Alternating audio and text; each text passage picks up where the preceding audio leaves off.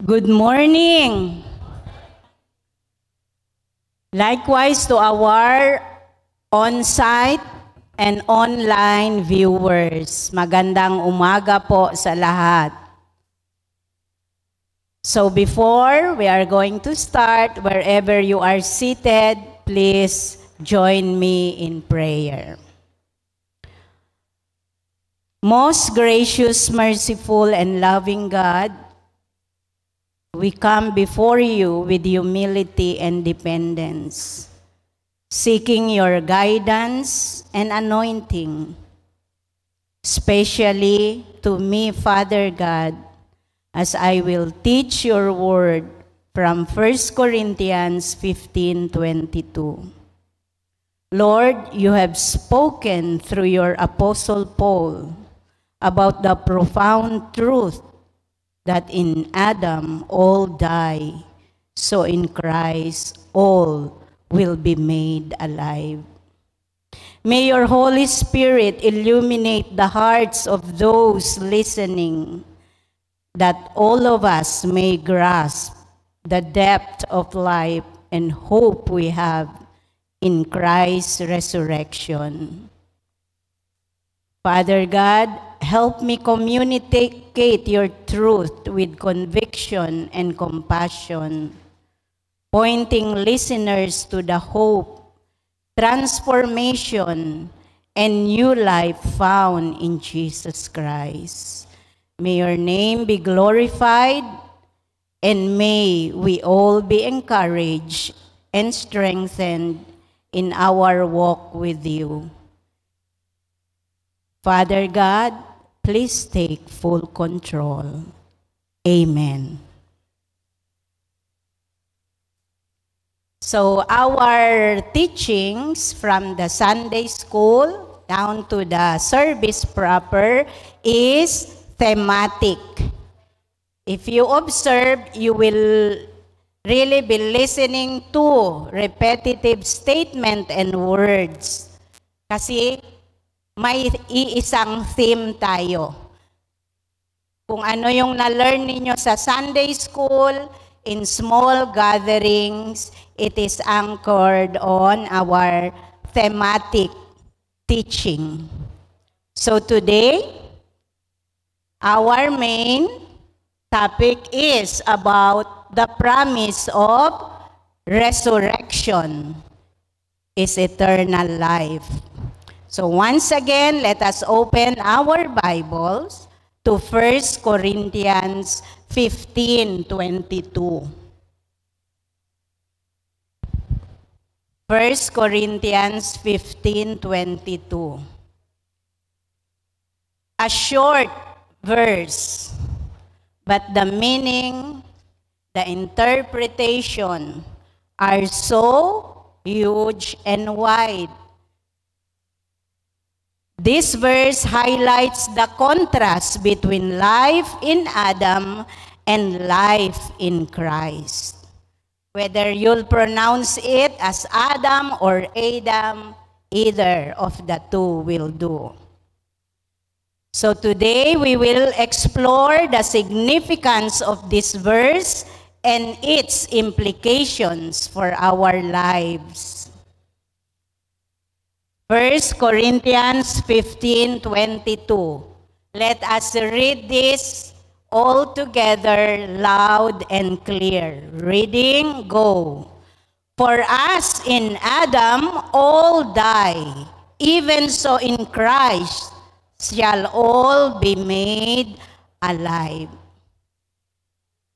The connection between Adam and Christ is the very thing that we are going to learn today. We all know from the Bible stories, Sunday school lessons, about the disobedience of Adam. Adam's disobedience led to death for all humanity. Cuando talya sila na Garden of Eden, cheneko sayan warn si Lord not to eat the forbidden fruit. But still, Adam insisted. But Christ's obedience brings life to all who are in Him. Try to see the lifestyle, status of Adam and the life manifested by Christ. Again, Adam's disobedience led to death for all humanity. Christ's obedience brings life to all who are in Him. So this verse highlights the federal headship of both Adam and Christ, emphasizing our spiritual connection to one or the other. What is federal headship? So tanhimay-himay kita para entende kita. Federal headship is a theological concept in Christianity that refers to the idea of representation, where one person acts on behalf of others and the consequences of their actions affect those they represent. Unlike in secular terms, we always listen and hear command accountability, command responsibility. Kung ano yung nagawa ng mga tao ay talagang maapektuhan ang leader. Yun ang command, responsibility, accountability. A military term. For sure, alam ito ni Colonel John de Vinagracia. Ano yung nagawa ng mga tao niya ay directly magiging dala-dala niya yun at makaka-influence yun or makaka-affect sa kanyang leadership. But federal headship is different, where one person acts on behalf of others and the consequences of their actions affect those they represent. Kung ano ang ginawa or nagagawa ng isang leader, directly makaka-affect sa kanyang mga tauhan. Parang nagiging pack one, pack all. If I am the leader, may ginawa akong hindi maganda, kasali lahat ang members ko. No? Yun ang federal headship. So Adam as federal head. Adam is seen as the federal head of humanity. And his disobedience in the Garden of Eden brought sin and death to all people. Alyaya prinsipya, didto nagsugod. Romans 5:12-21. So this is tied to the doctrine of original sin. Now Christ as federal head. Jesus Christ is considered the federal head of believers, bringing righteousness and life through His obedience and sacrifice. He presents those who believe in Him, securing salvation for them. Wow! Grabe ang naging benepisyo natin sa obedience ni Jesus. Unlike sa disobedience ni Adam, in Christ, we experienced beautiful things, wonderful things, great blessings, unspeakable joy. Nandoon lahat, kumpleto. So in Romans 5, Paul discusses Adam and Christ's roles as federal heads. Mababasa din natin yan sa Romans 5. Contrasting sin and death through Adam with righteousness and life through Christ. Again, in Adam, ano yon? Sin and death. But in Christ, righteousness and life. In 1 Corinthians 15, highlights the contrast between Adam and Christ, with Christ making alive those who are in Him. Remember the word, those who are in Him. Not directly or lahat na kasama ka na doon. But if you are not in Him, you will not be able to avail this. So my condition pa rin, those who are in Him, like us, we are worshiping God, going to church, following God's word, we are in Him. But for those who are not, cannot enjoy this kind of privilege. Death through Adam, life through Christ. The consequences of sin entered the world through Adam, but Christ's resurrection offers the gift of eternal life to those who believe in Him. Again, we will experience or have the beautiful gift of eternal life if we are in Him and we believe in Christ. So hindi automatic. Kailangan we will work also for our own salvation with fear and trembling, and we need to stay connected with Christ to be able to avail the gift of eternal life and all others appertaining thereto. Todo yasesigi. Okay. The reality of death through Adam. Just as Adam's disobedience led to sin and death for all humanity, we inherit this fallen nature. Dito na yung gasgas na linya, sapagkat ako ay tao lamang. Kay hente lang iyo, tan kamali tapeka. Pirmi este tao sa linya for justification because we inherit this fallen nature. In Romans 5:12, it says, therefore, just as sin entered the world through one man, and death through sin, and in this way, death came to all men because all sin. Todo kita, kulpable, lahat tayo makasalanan, tananta makasasala. So what are we going to do? Be on guard. Ayaw pagluya-luya. Ayaw pagkumpiyansa. No gayot mang kumpiyansa. Always be on guard. For Satan still continues to discourage Christian believers.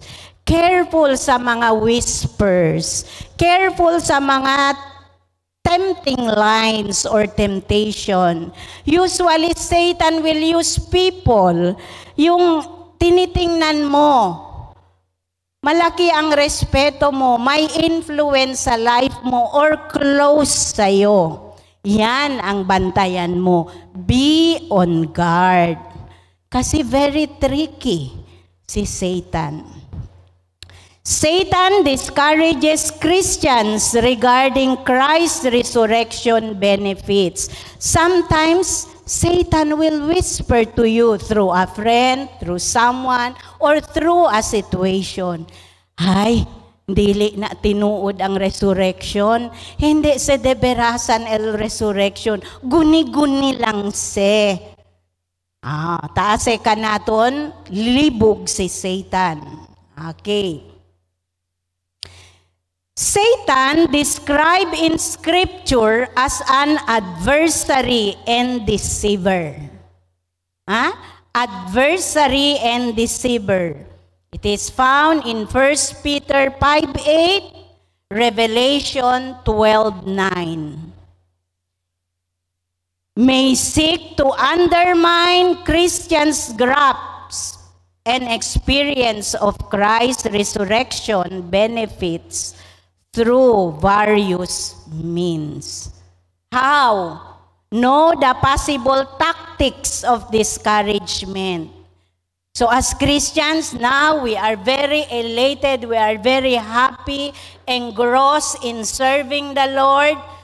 But like I said, ayaw pagkumpiyansa, ayaw pagluya-luya. Kay tabus ka lang gayot, jutay agwero opportunity si taning or Satan para asetumba contigo. If God together with the angels are rejoicing if there is one soul being saved, Satan and his men are double rejoicing if one soul is fallen, na backslide, nawala sa landas. Kaya, let us be careful, let us be tactful as wisdom from God. Kasi sa resurrection, lahat package na. Yung pagbigay ni Lord ng buhay niya, pag-resurrect niya, kumpleto na. He is more than enough. If we lack wisdom, we can ask. If we lack knowledge and wisdom, we can always ask freely from God. We will not rely, sa ating stock knowledge because we fail. But if we rely, everything, including the asking for additional knowledge and wisdom from God, then we know what to do. Hindi lang yun package nandyan na sa'yo. Kailangan pagsikapan mo. At kailangan humingi ka. Because when you rely on your own wisdom, wala talagang mangyayari.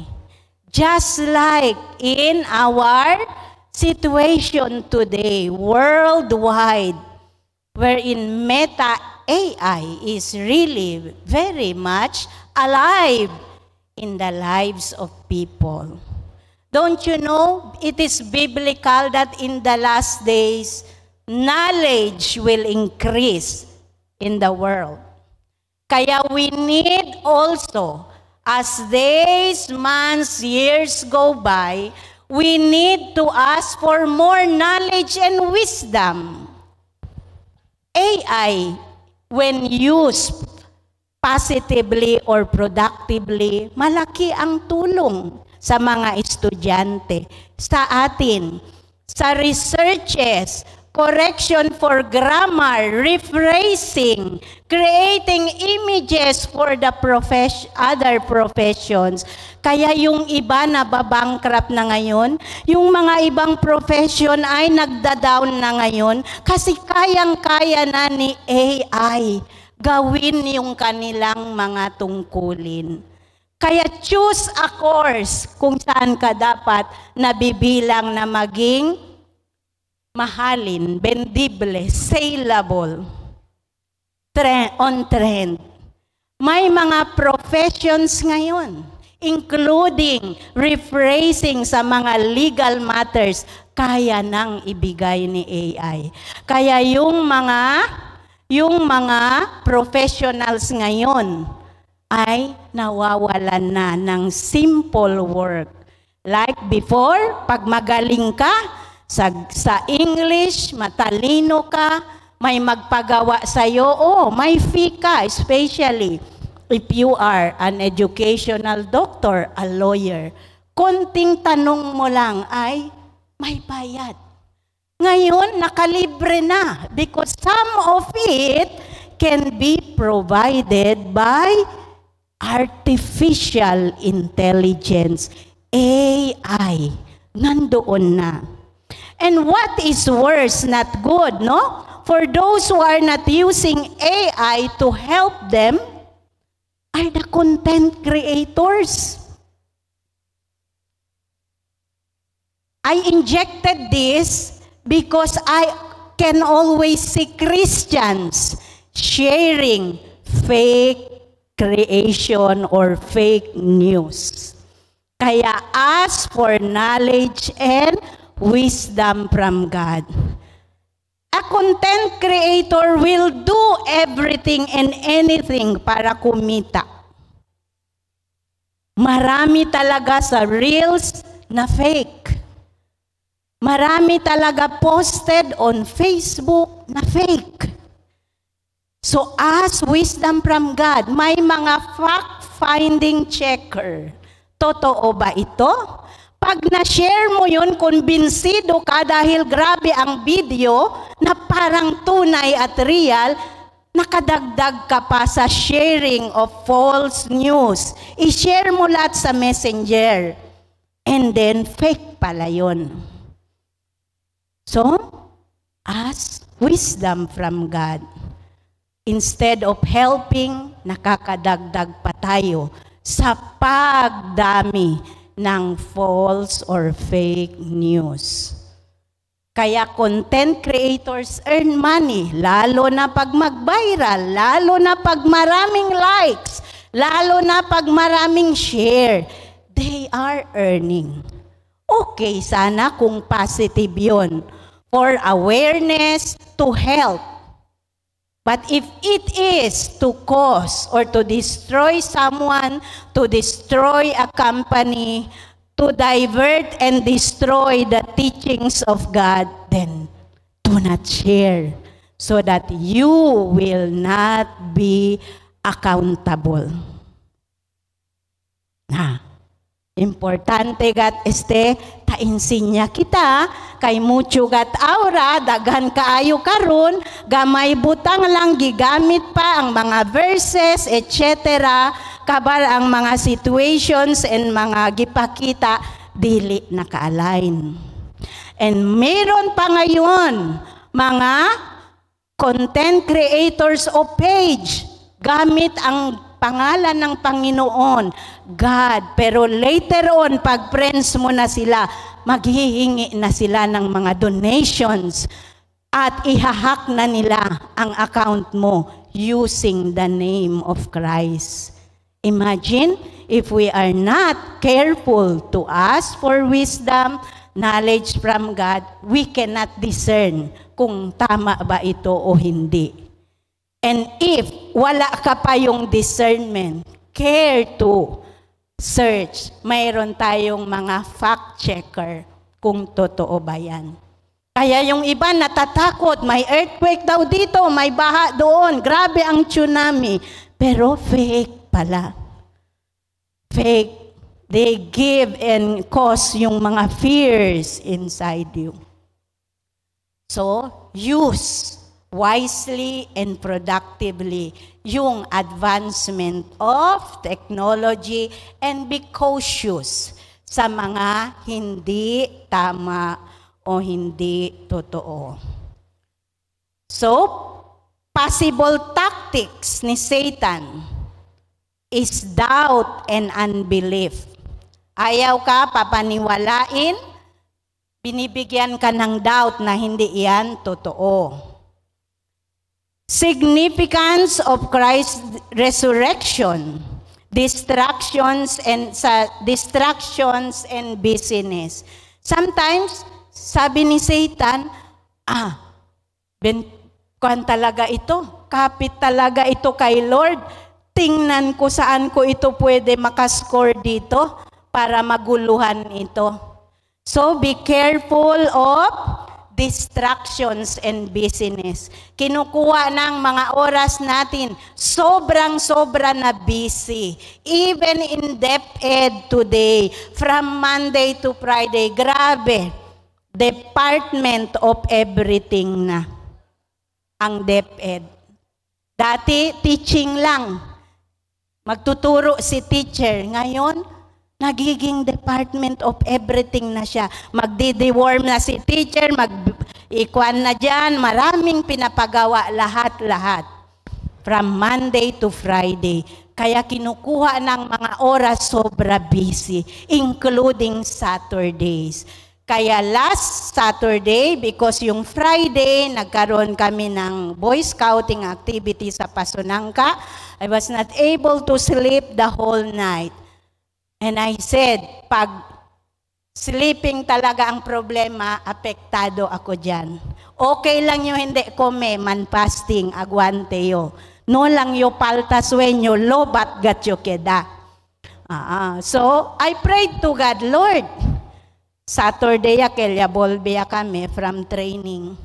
Lord, please give me strength because I need your strength for tomorrow. I will be the one assigned to share, to teach your words. Please give me strength. And true enough, I did not experience mga symptoms, akel pronto lang yutan lobat. Primero daw maaire di myo kabesa, palta yo dormida, sleeping 2 hours, ya pwede yo, bunamente ya perde, kaya pwede yo dormi. And I continued studying the Word of God. Okay. Next, comparisons and self-doubt. Akel takumpara pa to na otro gente, aquel versus here, con este, hasta distracted ya to. You tend to become doubtful. Okay. Next is, Adam's sin created ripples that affected all humanity. El culpa de Adam, like I said, yan ripples, no? Yan pectus, ya apekta kanaton. Death and suffering again, but Christ's obedience and resurrection create new ripples. Si sinatiempo di Adam, yan create ripples, life, death and suffering in Christ's obedience and resurrection create new ripples, and it is bringing life and hope. So grabe, el mga benepisyo, benefits. Number 1, new life.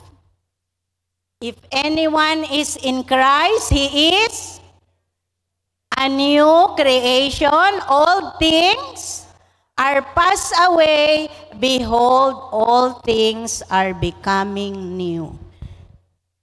Siya culpa to antes, bien terrible. Kung nakasala ka sa una, dako kaayo imong sala.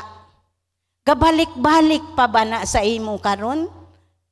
Gahon pa ba na, murag gagos pa? Ay, mahinumduman pa ba nimo? Satan is a liar. Procura ele convince contigo that you are not forgiven, that you are still that old person, not renewed. So careful, tactics di Satan. And careful with the members of your family. Baka tausa si Satan. Si Elnana antes malmujer, disyubida, ya que dale fly by night, ya que dale parliwara, disgraciada le, or cosa le antes ya comete grande culpa,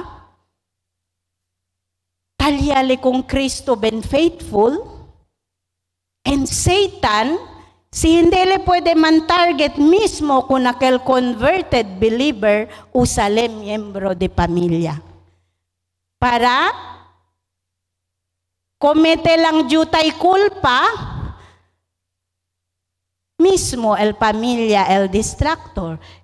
Tampa bueno antes, ansina, bira y bira sirang plaka. So si tiene ansina na pamilya, rebuke. No one has the right to look down to a saved believer, regardless of his or her past. You have no right. Kasi pa diska, sa una kay naani, mauna. Embes faithful alya el miembro del casa, yan saved, miembro también del casa, procura con él, hala, para que da discourage. Kay taase bira que bira di suyo culpa de antes, taase bira que bira di suyo past culpa, when in fact faithful yale. So rebuke yourself. Si ito, ese marido, ese mujer, si ito, ese tata, ese nana, si ito, ese hermano o hermana, si ito, ese brothers and sisters. Maskin cosa pa el past de aton. Siya atraka kita con Señor. We are forgiven.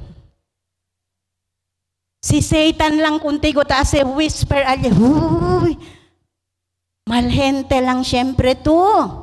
Huy, chismosa lang siyempre to. Huy, este lang siyempre to. No hay cambio. Parang ekolalia. Bira y bira. So si tiene miembro na pamilya, rebuke yourself and ask for forgiveness. So that applicable alya, that you and your household will be saved. Si ito el causa, si Lord disuyo se querer salva dito your household, but here you are being used by the enemy, so that that household will not really get their salvation. Then pray, ask forgiveness, rebuke yourself, watch and pray, and never allow yourself to be used by Satan. Klaro ba? Yenebes, gente lang kita, bira-bira, sirang plaka. Pero sabi kita, el cosa, el mga palabra. No hace bira-bira el culpa del dituyo, mga miembro de pamilya. Ulbidaw yakel, enteraw ya. Kay promesa de Señor, masking kilaya kita de malhente antes, kilaya kita de tuso, malhente, or cosa krimen ya komete, na disuyo presensya ara. You are a precious gem.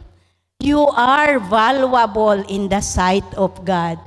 Iguale tamira kanaton, regardless of our status, of our past.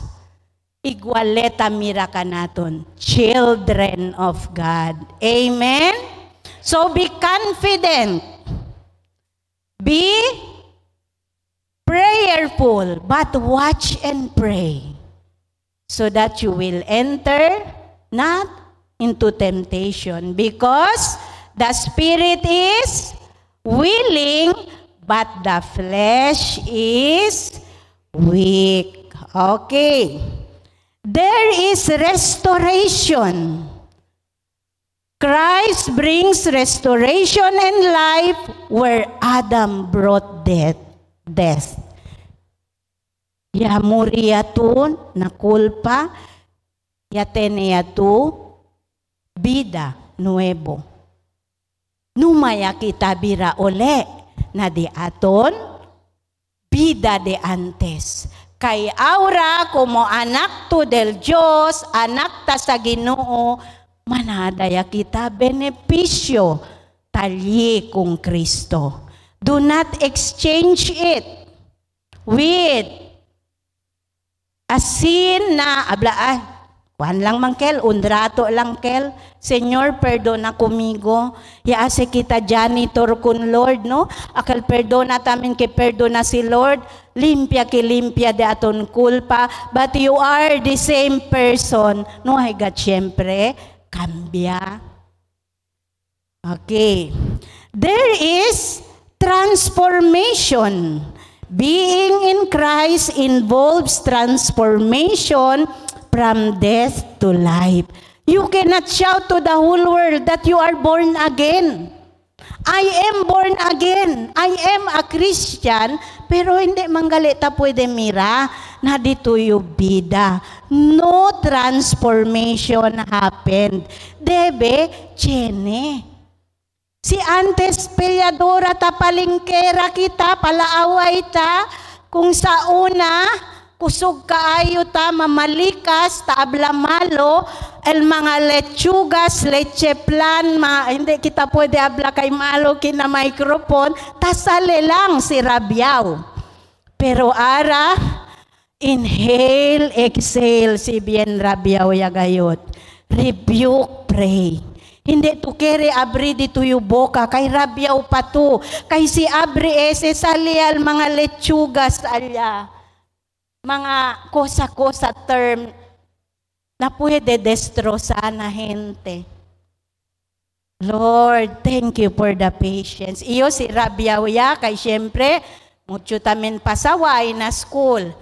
Tan practice gacho el pause and pray. Kay si dehalang gayot, el boka manada daw ripple, daw armalite, tratatat. But I learned how to have self-control. Na ayuda di Lord. Hindi na di mi own from God. Por eso si Rabiao kita, embes emprenta dayon kita kunakil gente, numaana ito. Kay si Rabiao, el gente, repentito ko, saya sale dito yung boka. Pwede gato abla? Hindi bueno. Por so si Rabiao to, sige, mag-usap lang tayo bukas ha? Bukas na lang tayo mag-usap. Delikado ito ngayon, ha? Pairbi-irbi pa kat dito yung sangre. Pause and pray. Ask God's strength.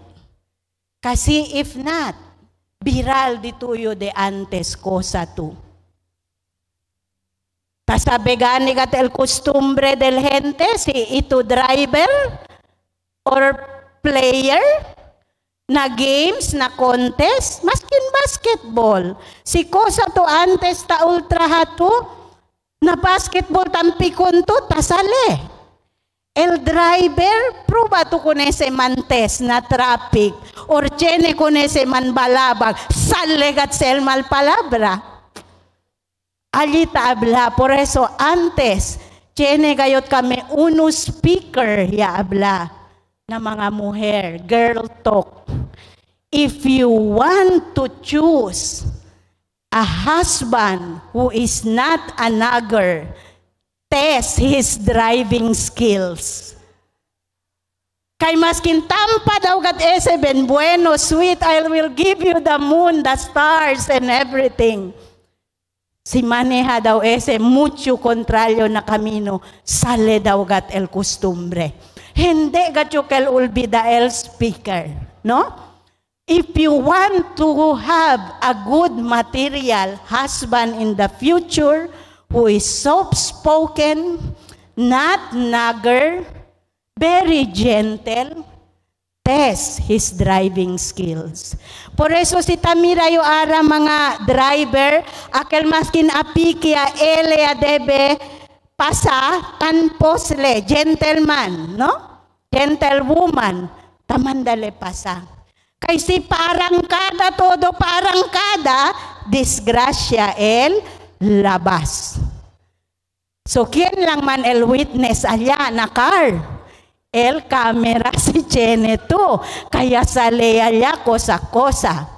Tasabi tamin na pitada si Apuraw Pikon. Bip, bip, bip. Chenet ase pa abaha el glass. Siya pwede le mira mga abusaw driver. Hindi man abla boka, pero el cara Gina, el boca cerrado, pero el ojos tan lisik-lisik gayot.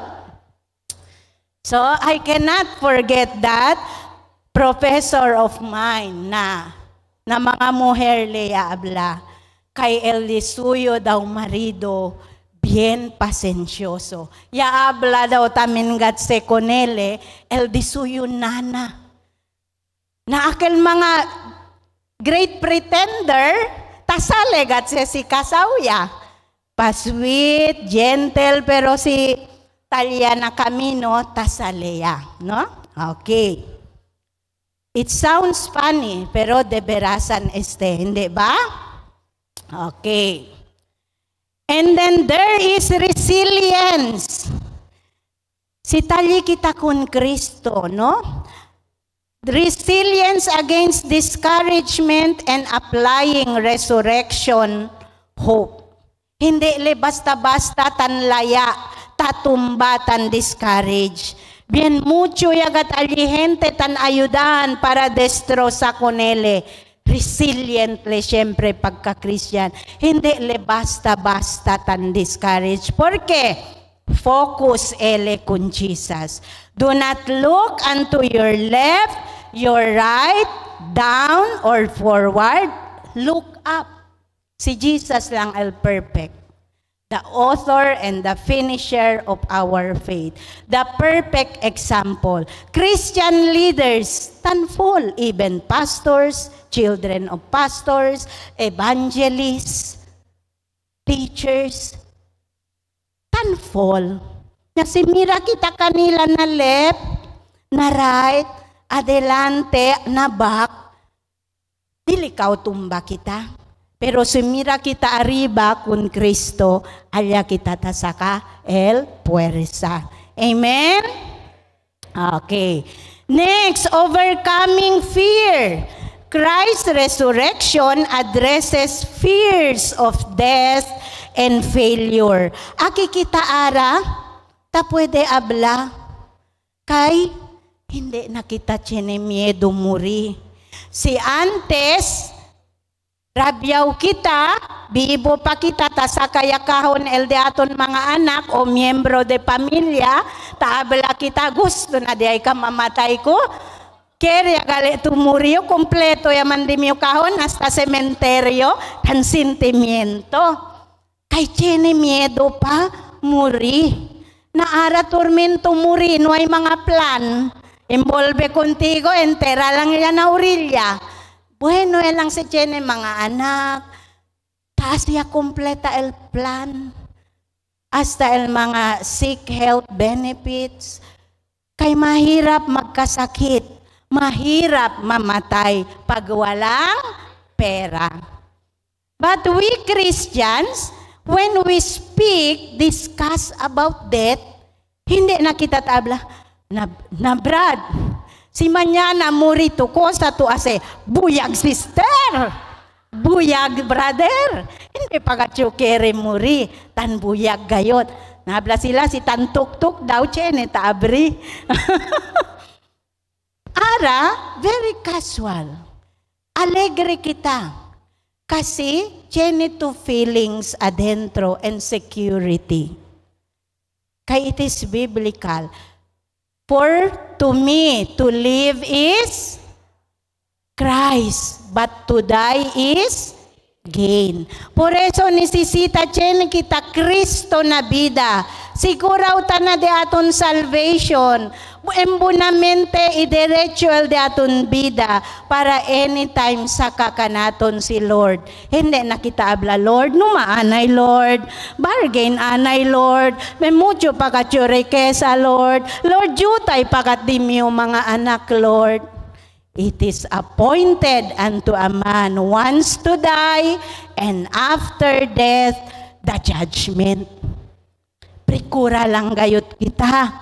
Todo kita tanim, ginda kita na cielo otro dia. Sita supri kita aura kina pobresa, na trials, na mga problema grande, left and right, alya arriba, no hay mas luha. No more tears, no more pain. puro ya lang alegría.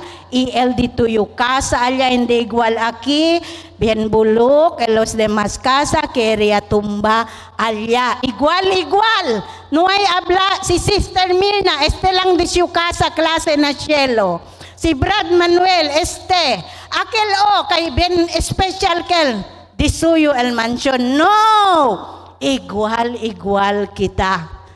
Lega na cielo, tiene mansion na cielo. Amen? Hallelujah.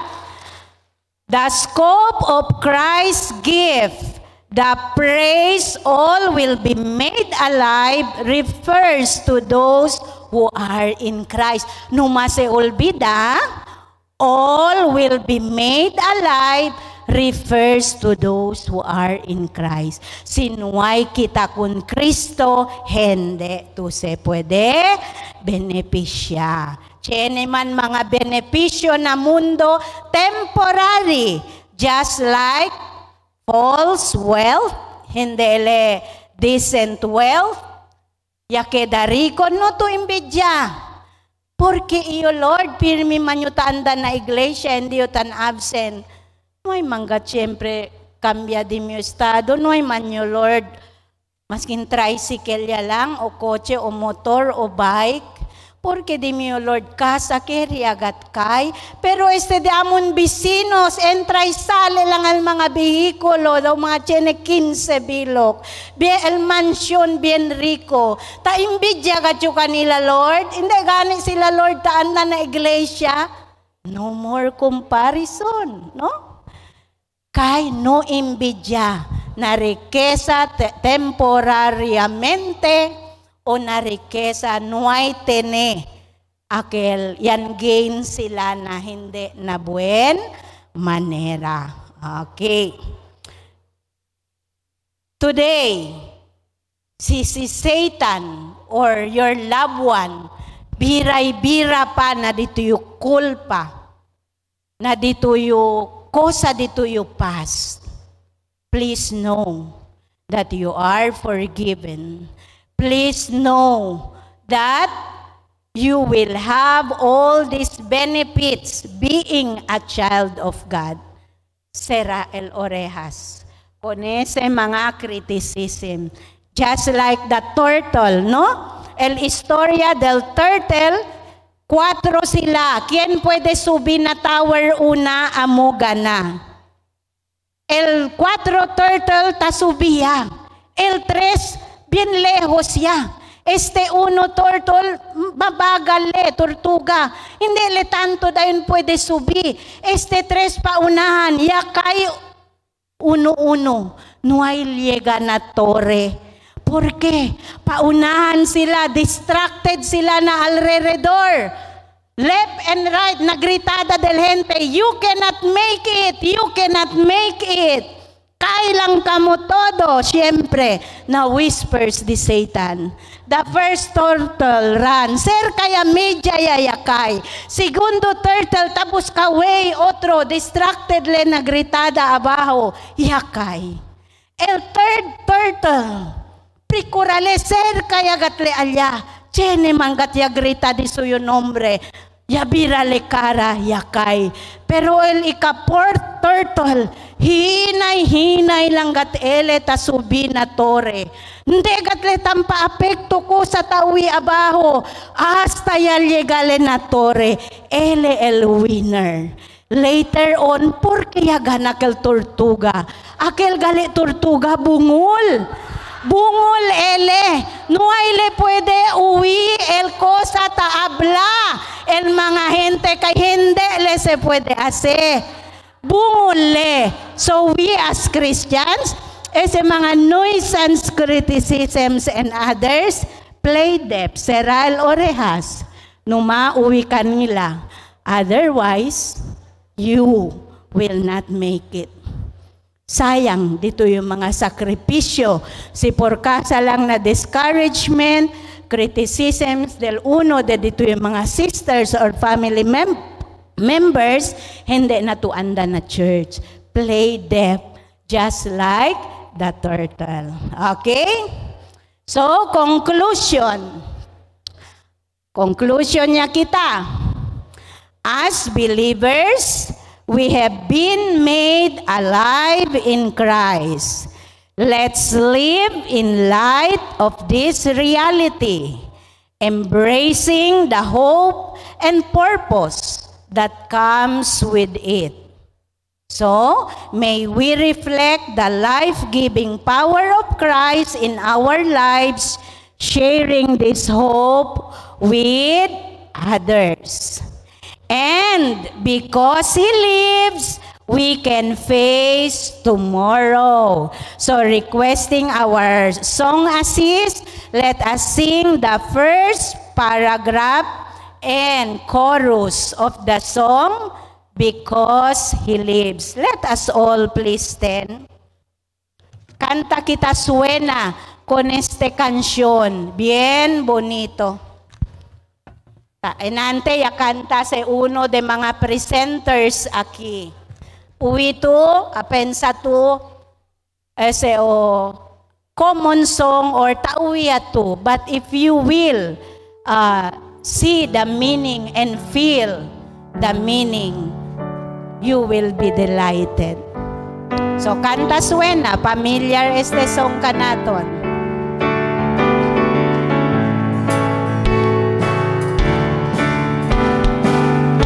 God sent His Son, they call Him Jesus, He came to love, heal and forgive. He lived and died to buy my pardon. An empty grave is there to prove my Savior lives. And because He lives, I can face tomorrow. Because He lives, all fear is gone, and because I know He holds the future, and life is worth the living just because He lives. Once more, and because He lives, I can face tomorrow. Because He lives, all fear is gone, and because I know He holds the future, and life is worth the living just because He lives, and life is worth the living just because He lives. Okay, let us pray. Let us bow down our heads and agree in prayer. Hallelujah, Jesus. Hallelujah, Lord. Almighty God, we thank You for the powerful truth of Your word from 1 Corinthians 15:22. Lord, please deepen our grasp of this hope and transform us by the reality of Christ's resurrection. Grant us to live each day with the assurance of life in Christ, walking in newness and purpose, reflecting Your victory over death. Help us, Father God, share this hope with others, living as people of resurrection and life, living Your victory over death. May our hearts be guarded by Your peace that transcends understanding, and may we glorify You in all we do. In Jesus' name we pray. Amen. Okay, thank you. Please be seated.